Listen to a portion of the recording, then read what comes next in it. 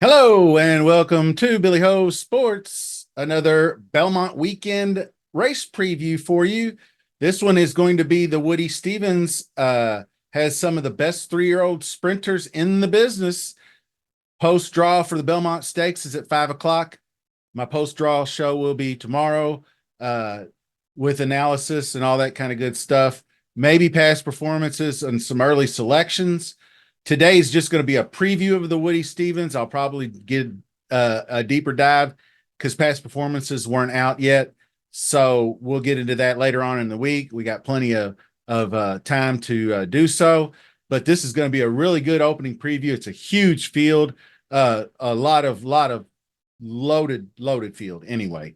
So click the subscribe button, smash that like. Questions and comments, more than welcome.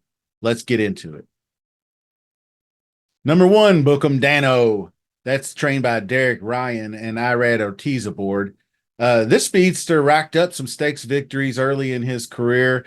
It landed on my radar in the Pasco Stakes in January when he absolutely blew out what turned out to be a weaker field like West Saratoga and some of the other ones. West Saratoga not awfully bad, but I mean, he blew right by West Saratoga in the turn going home in that race. Then traveled out to Riyadh to race in the Saudi Derby. And actually, it looked like he had that one in the bag, but then was run down and caught at the wire by Forever Young. I believe that was either 7 furlongs or a mile. I can't recall off the top of my head what it was, but it was the Saudi Derby. And Forever Young, we obviously saw how good that horse did in the Kentucky Derby. So number 2 is Barksdale, and that's Will Walden trained. Tyler Gaffleone will ride. Recently won an allowance race at Aqueduct. Beat a pretty solid field of horses soundly by 4 lengths going away, 6.5 furlongs. Question is he ready for the big time yet? Because these are big time horses. So Imagination is Bob Baffert, ridden by Frankie Dettori, trained by Bob Baffert. And this field is already shaping up to be a monster. And this coat faltered in the stretch at the Preakness, as we saw before, if you saw the Preakness. But cutting back to 7 furlongs is a really great move because that's somewhere in the neighborhood with the Preakness being 1 mile and 3/16. Somewhere cutting back to 7 furlong looks like the spot. The sealed muddy track, I don't think hurt him. I think he just got tired being out on the lead like that. So might be the one to catch in this one. Very interesting horse. Number 4, Valentine Candy. Steve Asmussen is the trainer. Ricardo Santana rides. Sired by Justify, won the Bachelor Stakes at Oaklawn going 6 furlongs.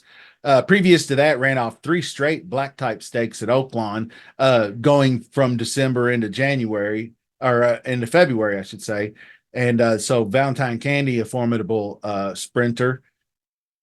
Frost Free is the number 5 horse. That's Brett Crichton.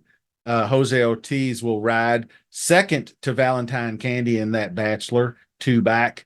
Then broke through in the Grade 3 Chick Lang Stakes at Pimlico, going 6 furlongs on the muddy track, which should bode well for his chances if the weekend comes as predicted with that rain that we've been talking about. So that's number 5, Frost Free. Number 6 is Reasoned Analysis. That's Chad Brown trained. Eric Cancel will ride 2 for 2 this year, including his maiden win. And the most recent was that Bayshore Stakes. Closed from way back downtown, blowing by some pretty quality 3-year-olds like Mission Beach and Maximus Meridius, who was leading that race and is in this race. And I mean, Eric Cancel was shaking him up down the stretch. So gotta like that. I like horses that can get after it like that on a sprint. So that's a good horse. Number 7, Prince of Monaco, another Bob Baffert. Flavian Pratt will ride, making the 3-year-old debut after finishing 5th in the Breeders' Cup Juvenile. Won a couple of big-time races, Grade 3 Best Pal and Grade 1 Grade 1 run happy at this distance at Del Mar last fall as a 2-year-old. Was a really promising Derby trailer, but then Baffert decided to go against that, put him on the shelf, debuting in this one. So no telling, could come out and best this field without any issues. Now, number 8's an interesting one, and it's Vlahos. Doug O'Neill is the trainer. Eddie Maldonado will ride third in the Pat Day Mile, coming off breaking his maiden in first out. So actually was in the lead in the stretch briefly before giving way to Seize the Gray, and ultimately I forgot who runs second, but making his third start. Oh, I believe sorry about that. I'm losing my train of thought here. Making his third start. Tough to say what this horse is going to do. I don't know if a repeat performance from that Pat Day is there or not. Number 9 is Nash. That is Brad Cox. And Flojo, Florence Giroux, will ride. Cross entered actually in Sunday's Matt Winn at Churchill Downs June 9th. So kind of selfishly for my home track, I kind of want him to go there. But he probably ran his best career race when he was on the lead deep down the stretch, but was passed by the eventual winner, Seize the Gray. For a horse that gets picked on a lot, he's never been out of the money. So a strong contender at 7 furlongs for sure.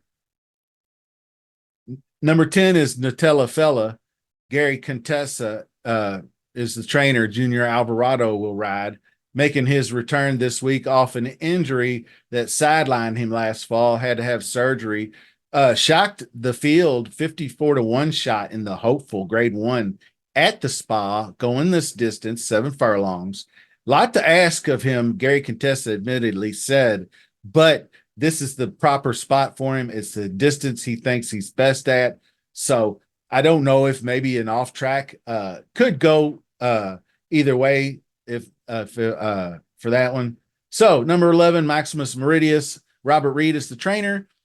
Joel Rosario will ride, and that's second in the Bayshore Stakes. Then again, second in the Gold Fever after that at Aqueduct. Previous to those two, ran fourth in the Gotham Stakes. So very good looking horse, Maximus Meridius. But I think probably just a slight tier below horses like Nash in imagination. But that brings us to number 12. BU is trained by Todd Pletcher. Johnny V, John Velasquez will ride. Cutting back in distance after a disappointing 8th place finish in the Bluegrass Stakes last April, 4th in the hopeful last fall at Toga. He shows some ability, but really hasn't fired down the stretch since his first out going 6 furlongs, who will be cutting back to 1 turn in this one. So we'll have to see what happens there. So where do I begin? I don't know. The track condition, if it's muddy, sealed, sloppy track, could make a difference. Nash has shown the ability in multiple occasions to handle that kind of slop and run hard and be on the lead in the stretch. Just was unable to handle Track Phantom on a couple of occasions at Fairgrounds. Imagination, like I said, before stopping at about 7 furlongs in the Preakness. So he's on the short list. So I'm going to hold off on bets and selections until later this week when I can dive deeper into past performances. So be on the lookout for that. Belmont, Met Mile, all kinds of content coming your way this week. So stay tuned, get subscribed, notification bells, all that stuff. Until next time, we'll see you soon.